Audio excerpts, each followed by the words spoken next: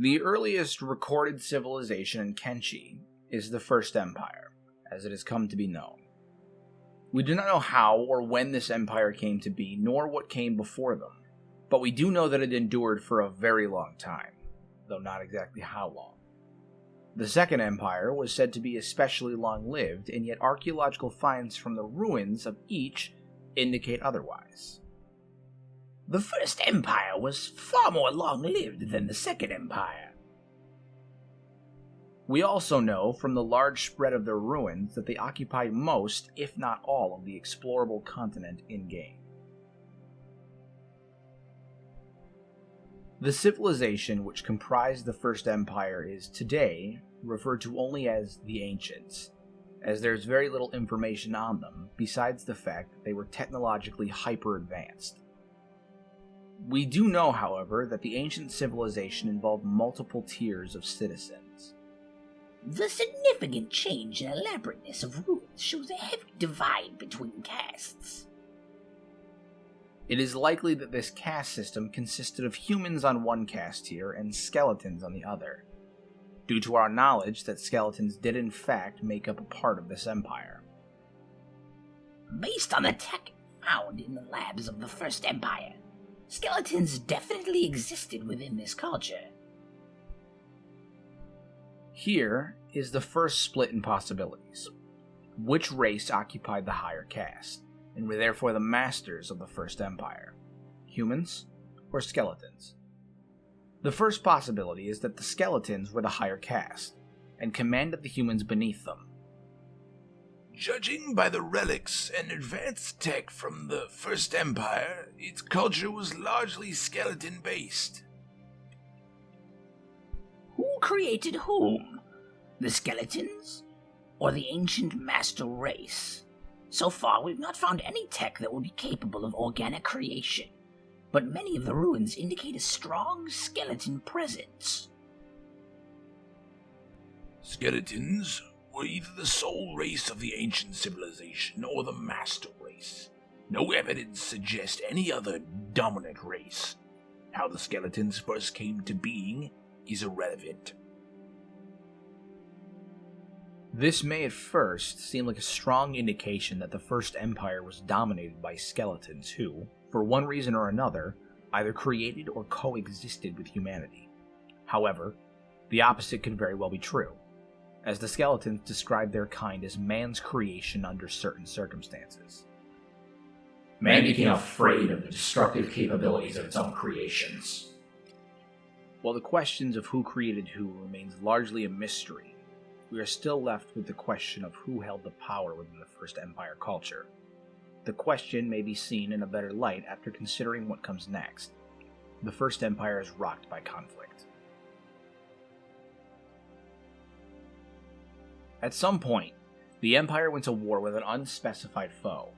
Whoever it was against and whatever ignited the conflict was obviously fierce enough to warrant the creation of the behemoths. Enormous skeletons that could tower over the other races as superweapons.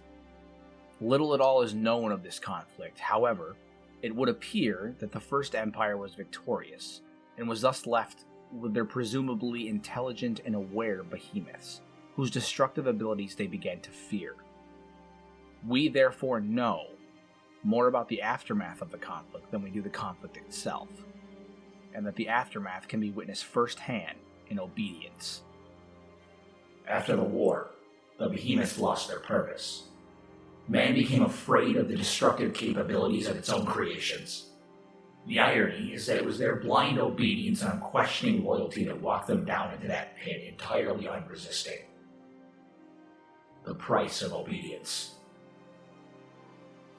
Not only does this further cement the idea that humanity were the masters of the First Empire society, as skeletons, in this case behemoths, would obey their commands unquestioningly, but it also offers a glimpse into the deep psychological trend towards the decline of the Empire: fear. It is notable that one behemoth escaped, Stove, who will come to play a part in later events. That is essentially all we know of the conflict, but we get some more glimpses in the chain of events that it thrust into motion afterwards. The next notable event that we can see mention of is the collapse of the Empire. There are several theories by modern scholars as to how exactly this occurred. Natural disaster is the most logical theory. This would explain the larger areas of destruction, and it may even tie in more plausibly with the Okranite tellings of the first extinction by tribals brainlessly associated with an act of God.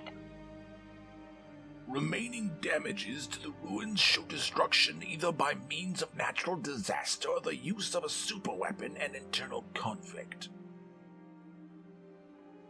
A superweapon or sizable destructive force could have been well within the Ancients' capabilities, and would explain the significant loss of land. Too much power was the Ancients' downfall. When civil war and internal discontent finally hit them, the result was devastation by their own hands. Only biological and environmental factors can explain this. The Ancients certainly had the intellectual capacity to carry out biological warfare against each other, which the skeletons would have survived. In fact, an attack could have easily been carried out by the skeletons themselves. Each of these theories may contain nuggets of the truth, but we get hints as to what likely truly occurred during this time from several dialogues. The skeletons attempted to wipe out humanity. The exact means of this genocidal attempt isn't certain, but some good possibilities are within the theories above. A biological weapon, a forced natural disaster, a simply overpoweringly destructive superweapon which the skeletons were able to escape. Any and all of these in combination with also the theorized civil war. Whatever the case, it seems extremely likely that the skeleton uprising began in direct retaliation to the massacre at Obedience, either immediately or after the period of time in which skeletons grew increasingly disenfranchised with their creators. We can piece this together by reference to several pieces of lore with one aspect in common. The skeletons do not want anyone knowing what occurred at the fall of the Empire. Look, you don't need to worry. No one will ever know the truth. As long as I am Finch's second in command, I will see to that myself. I am protecting valuable knowledge that the humans need to survive.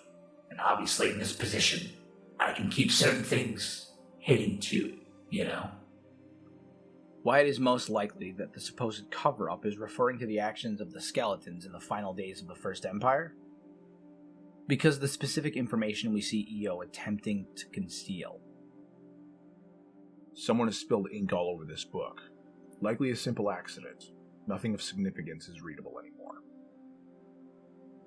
It is clear that the skeletons do not want the events at Obedience to be known, even though they were the victims of it. And this is likely due to the question that would arise. What did the skeletons do about it? The answer? They set into motion an extinction event. The exact nature of this event is unknown. It could be biological, as some theories stated earlier, or it could be more conventional weapon. Several missiles are found across the world, one of which lies next to Stobe's body itself. Indeed, the missiles themselves may have been more biological in nature. It could also be the case that the skeletons used the eyes against humanity, great satellites capable of burning away large swaths of organic life. Oh man, I forgot that thing is still here.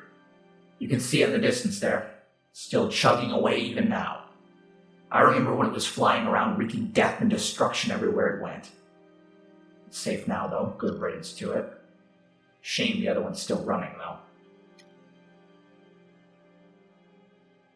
Arguably, none had greater reason to wish the annihilation upon humanity than Stobe, the sole surviving behemoth. His brothers had all been knowingly walked to their doom, slain out of fear, with the reason for his own escape from fate being unknown. Perhaps simply luck. It would not be all surprising to learn that he participated in or even masterminded the attack on humanity. Elder, leader of the skeleton bandits, tells us of Stobe and the war. He is a martyr of skeletons, exterminator of the human plague. Thanks to his sacrifice in the human war, we continue to live and reset the lands to its former purity once again. He may be gone, but our cause is not lost. However, the truth is much more humbling. When Elder is questioned on this topic by a skeleton, we see this exchange. Exterminator of humans? That's a lie and you know it. And what of it? Stobe did not participate in the events of the first extinction, as the Oakerites refer to it, despite the good reasons he had to do so. Instead, he decided to save those that recently condemned him to die. An interesting glimpse of this can be seen in the Oakernite text, which has become forbidden within the Holy Nation. The use of the Holy Nation text may seem strange in this context, but as the scholar Sabina puts it, we cannot simply write off the historical input of an established religion on the account of the disciples' irrational interpretation of it. Clouded with irrationality it may be, but I believe we can salvage some truth from the ancient foundations. The events in the Oakernite scriptures may have been built into more of a symbolic religious parable over many generations of the religion's development and growth. However, they are no doubt based originally from some real events that have simply suffered from a case of Chinese whispers. So what does the Forbidden Scriptures say that might relate to Stobe? The great father Kaitrin was betrayed by his children, broken by their sins and their lack of faith. And so the great father's powers diminished and calamity erupted. But only when the lands began to swallow themselves did the children plead for help. Only at a time of desperation and fear did their devotion burn brightest. But the great father was pure and forgiving, so he sacrificed himself for his beloved children to give them a new chance at life. He cleansed the planet of its sickness. But the task was too much. There seems to be considerable similarities, though the name of the being has changed over time to Kaitrin. We know that the Oakernites originated as a cult in the Second Empire, which will be discussed alongside that nation. And it would appear that the deity of this cult that they worshipped may have very likely been Stobe himself, who saved their species from annihilations from the skeleton, who became the servants of darkness, or of Narco, the evil side of the now split god, the evil skeletons who were not Stobe, the good skeleton. The wording "to cleanse the planet of sickness" suggests that perhaps the theory of biological weapons being used may indeed be the most likely scenario, and Stowe prevented these weapons from completely wiping out organic life at the cost of his own, despite the fact that at the time, those he was saving wanted him dead. It either harkens back to the description of the behemoth's blind loyalty to humanity and obedience, or perhaps it is simply the case that humanity, in their immense fear, made monsters of creations which were capable and willing to perform great acts of selflessness, even for their enemies. The reason this tome was likely made forbidden long ago is due to the fact that it venerates a skeleton as their savior, which, as the religion became more and more warlike and xenophobic, became unacceptable. It is also interesting to note that while one reason the skeletons may wish for these series of events to be covered and forgotten is due to the rather large incriminating implications against them, there may be another reason, and it may be why the skeletons themselves also seem to venerate Stobe despite him supposedly spoiling their doomsday plans. They regretted what they had begun. As swaths of humanity began dying in horrifying anguish, whether by biological warfare, obliteration by the eyes, or anything else, it would appear that the skeletons realized the gravity of what they had done. Fully sentient and capable of feeling sadness, anger, excitement, compassion, thrill, and enjoyment, although they don't possess the ability to express anything visually. Will you ever forgive us, human? Ignore him. His mind is broken. This place is way too sad. Do you think he's crying? Skeletons don't cry, you idiot. Skeletons are always crying. The results of Stobe's sacrifice seems to have put skeleton kind to shame. Many seem remorseful of what occurred, even if they won't elaborate on it. This may also be the contributing factor to the skeleton's memory wipes. The skeletons who hold on to their memories being driven insane, although this may simply be due to an overload of memory capacity. Either way, the First Empire wiped out and humanity almost driven to extinction. The skeletons found themselves mired in regret for what they had done. The result of this regret and deep sadness aren't certain to us, but we can gather some clues. A large portion of salvaged skeleton remains show suicide to be the cause of death. But what was the reasoning behind this tragic mass suicide? The skeletons are logical thinkers. It makes sense that once they've carried out their life's purpose, there's no need for them to live on. An existential crisis, if you will. An existential crisis indeed. At any rate, the First Empire was over, and no amount of regret was going to bring it back. The world was ravaged and desolate, and a time was about to begin of great stagnation and sorrow, of which we have no records. The age of chaos had begun.